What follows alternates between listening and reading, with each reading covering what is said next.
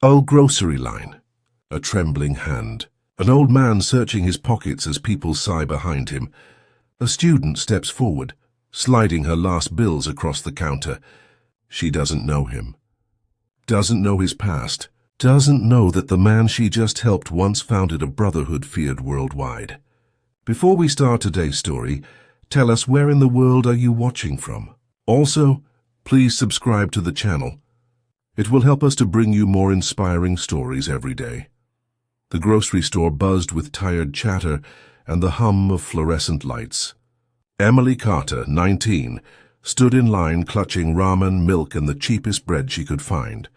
A freshman at community college, she worked double shifts at a diner and still barely scraped by. Life was survival, 1 week at a time. In front of her stood an old man, tall but stooped, leather jacket weathered by decades. His beard was gray, his eyes clouded but sharp. He placed canned beans, bread, and a carton of eggs on the belt. When the cashier announced the total, his hands fumbled through empty pockets. Coins clinked, nowhere near enough. Murmurs stirred behind them, impatience, judgment. Emily felt her chest tighten. She had $20 to last until Friday. But something about his hands shaking, the quiet pride in his stance, broke her. Without thinking, she stepped forward, laid her bills on the counter and whispered, "I've got this." The old man turned, surprise flashing in his eyes. For a moment, silence hung heavy.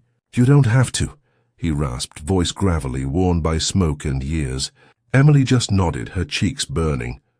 The cashier shrugged, bagged the groceries, and the line moved on. As Emily grabbed her cheap sack, the old man lingered by the door. He waited. When she stepped into the chilly evening, he was there, holding the bag she'd just paid for. "Why'd you do it?" he asked. His tone wasn't angry, more like he didn't quite believe it. Emily shifted, embarrassed. "Because you needed help." The old man studied her like she was a puzzle. Finally he smiled, crooked, weary, but genuine. Not many would. He reached into his jacket and pulled out a patch, tattered red and white.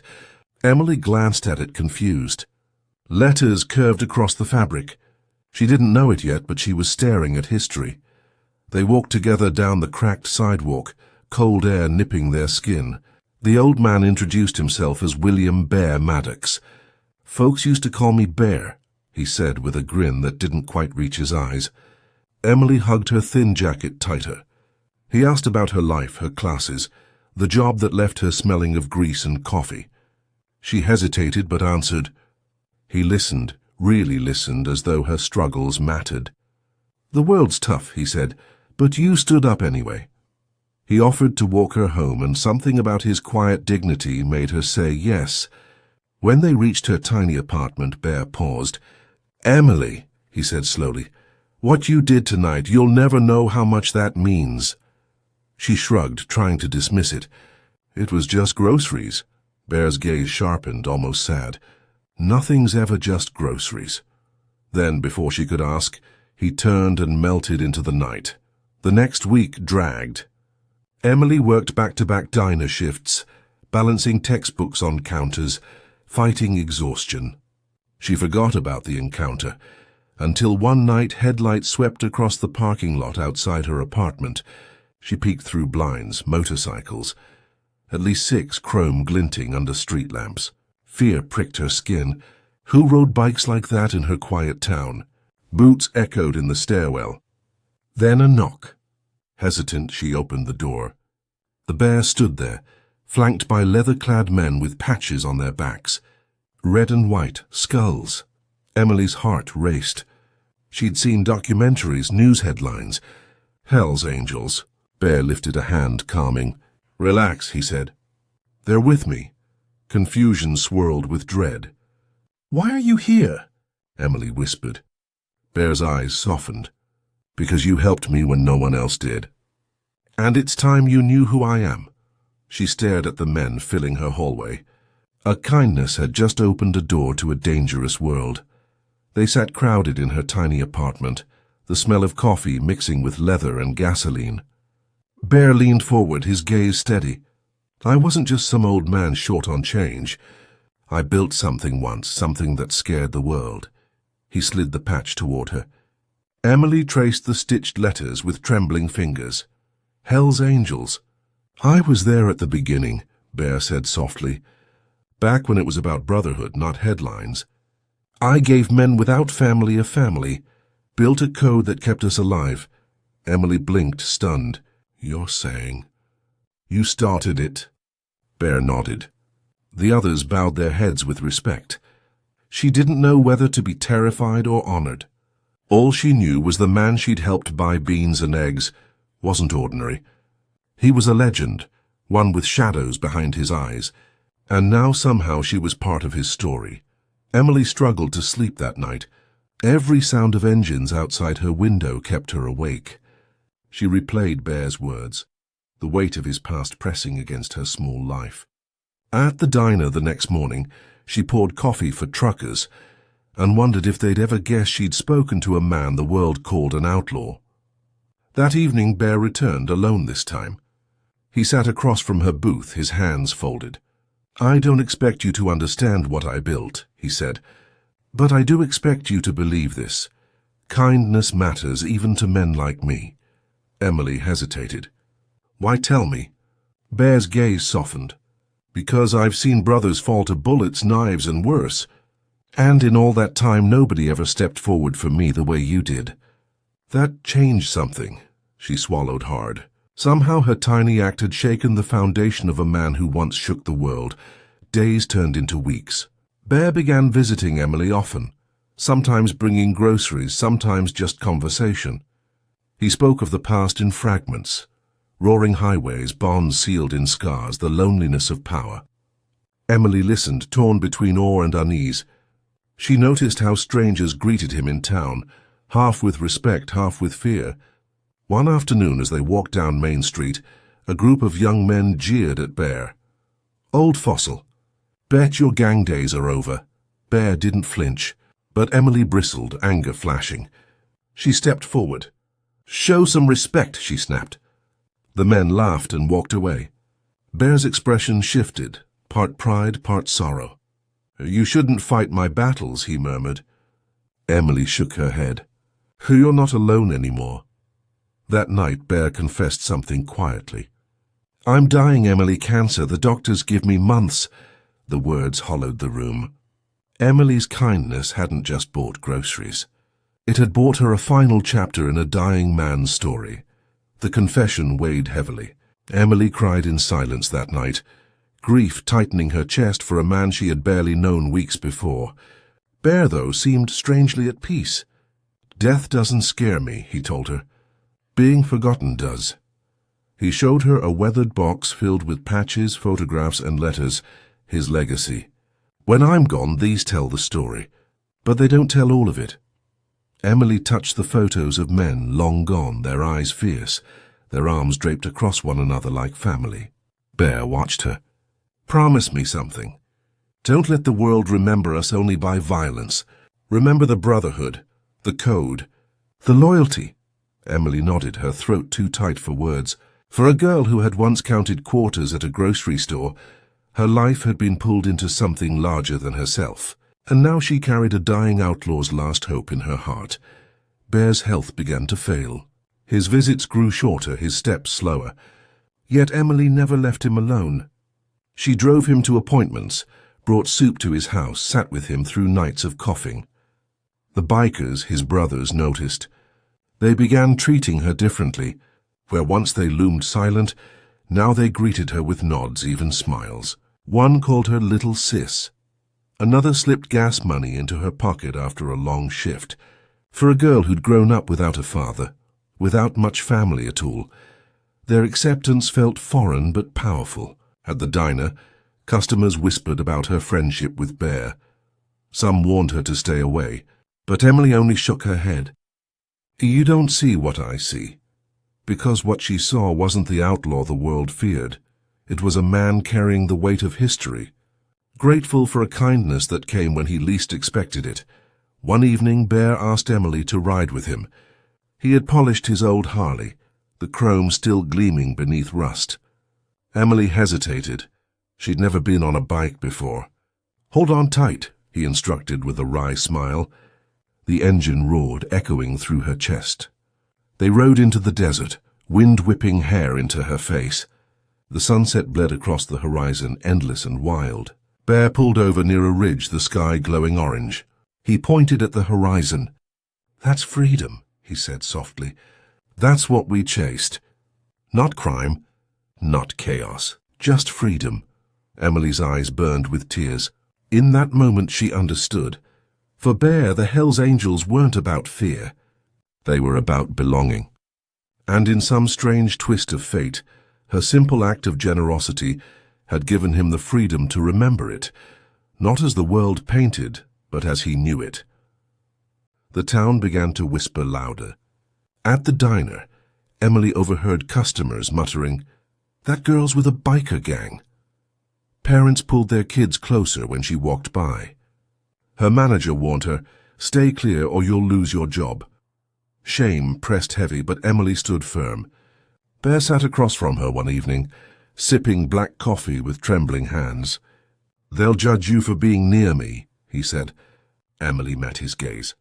"Let them. I know who you are." His eyes softened, but sorrow lingered.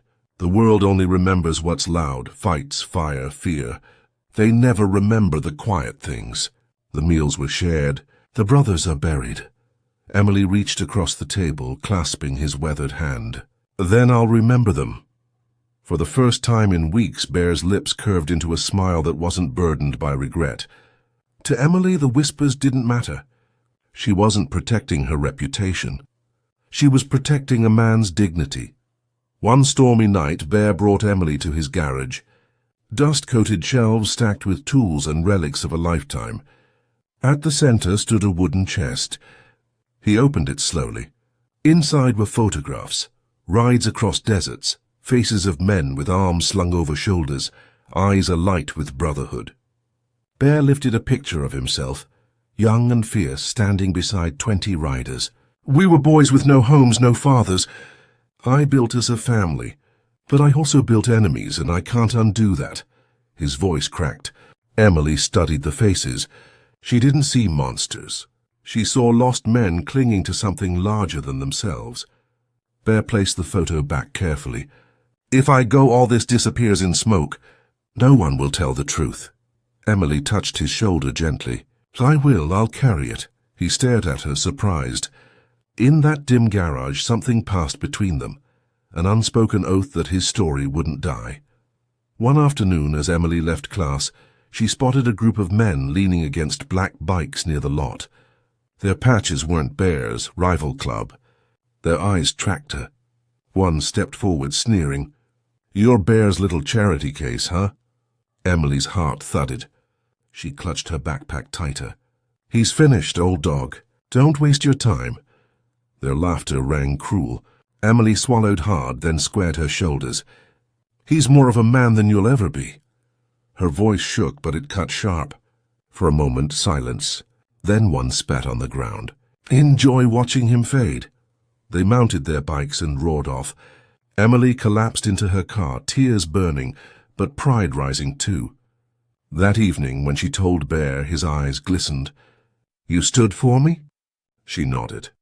He pulled her into a rough hug. "No one's ever done that." For a man who once commanded fear, being defended by a 19-year-old meant more than crowns. Winter crept in. Bear's body weakened, his steps dragging. One evening he collapsed on the porch, coughing blood. Emily rushed him to the hospital, her hands gripping his as machines beeped frantically. The sterile white walls contrasted brutally with his leather jacket draped across the chair. Doctors worked, voices clipped. Emily whispered prayers she didn't even believe in. Hours later he opened his eyes, pale and fragile. She leaned close. "You scared me," he chuckled weakly. "First time I ever had an angel worried for me." Tears slid down her face. She wanted to beg him not to leave, but the look in his eyes told her he already knew the ending. "Don't cry, little sis," he whispered. "You gave me something no doctor could." She brushed his hand with trembling fingers. "What's that?" His voice was faint but steady. "Peace." Emily pressed her forehead against his knuckles, breaking silently in the sterile glow. The final days came faster than Emily imagined. Bear asked to leave the hospital, choosing to spend his last nights at home. Emily stayed beside him, reading aloud from her textbooks, sometimes just holding his hand through the silence. On his last evening, the house filled with the low rumble of bikes. Dozens of riders arrived, lining the street, engines idling like a hymn. Bear smiled faintly at the sound. My brothers came. Emily helped him to the porch, wrapping him in blankets. The bikers stood, heads bowed, their patches gleaming in the twilight. Bear squeezed Emily's hand. Remember this sound. It's the sound of loyalty. His breaths grew shallow, his grip weaker. He turned to her, eyes soft with gratitude. Kindness saved me, Emily. Yours. Then, with one last exhale, William Bear Maddox slipped away, surrounded by thunder and love. Emily clutched his hand until it grew still, her tears mingling with the sound of engines. The funeral was unlike anything the town had ever seen. Hundreds of motorcycles lined the streets, chrome flashing under sunlight. People gathered, half in awe, half in fear, as the procession began. Emily walked beside Bear's casket, draped in a leather vest with his patch-stitched bold across the back. The rumble of bikes shook windows as the angels escorted their founder one last time. At the cemetery, silence fell. One by one, bikers placed roses on his coffin. Emily stepped forward, her hands trembling, and laid the grocery receipt she had kept from that first night. Whispers swept the crowd, but she didn't care. It was never just groceries, she whispered. It was you. Tears blurred her vision as engines roared again, a salute to their fallen brother. For the first time, Emily felt not like an outsider, but part of something larger. Bear had given her family, and she would carry it forever. After the funeral, one of Bear's closest brothers handed Emily a sealed envelope. He wanted you to have this, he said gruffly. Hands shaking, she opened it that night. Inside was a handwritten letter. Emily, I don't know why you stepped up that night, but it gave me hope. You showed me the world still has goodness, even for men like me. You are my family now. Don't let the world shrink you. Ride free even if you never touch a bike. Love, Bear. At the bottom, taped gently, was his original patch, faded, worn, edges frayed. Emily pressed it to her chest, sobbing. The weight of it wasn't fabric. It was trust, legacy, family. She pinned it inside her notebook, vowing to live a life that carried his spirit. For the first time, she didn't feel small. She felt chosen. By a man the world feared, but she had loved. Months later, Emily stood in her college auditorium, addressing a hall of students. She spoke of poverty, of long shifts, of a night at the grocery store when kindness cost her everything she had left. And then she told them about Bear. Not his crimes, not the headlines, but the man who built family out of nothing. The world will tell you some people don't deserve grace, she said, voice steady. But sometimes the hardest hearts carry the deepest wounds, and one small act can change everything. The students listened, spellbound. Many wiped tears. When the applause rose, Emily didn't bask in it. She thought of Bear, of the sound of engines echoing like a heartbeat. She smiled softly. He wasn't forgotten. His story lived, carried now by voices who never knew his name. In that hall, under bright lights, a 19-year-old girl had become the keeper of a legend. Years passed. Emily graduated, built a life beyond ramen and paychecks. She became a teacher, guiding young hearts toward compassion. But some things never faded. On quiet evenings, she would hear motorcycles echo through the streets. Every time she froze, a tear slipping down her cheek, whispering Bear. One summer night, she sat on her porch as a convoy rolled past, dozens of bikers. One slowed, glancing at her.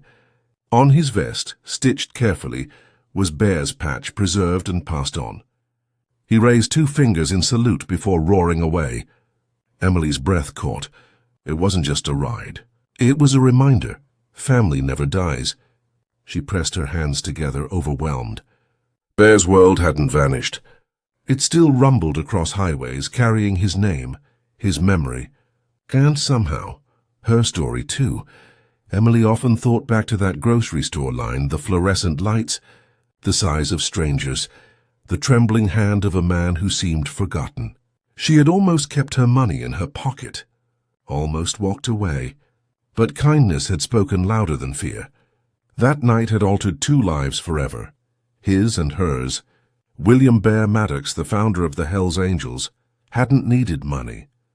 He needed to believe humanity still existed. And Emily Carter, the broke student, had given it to him with 20 crumpled dollars.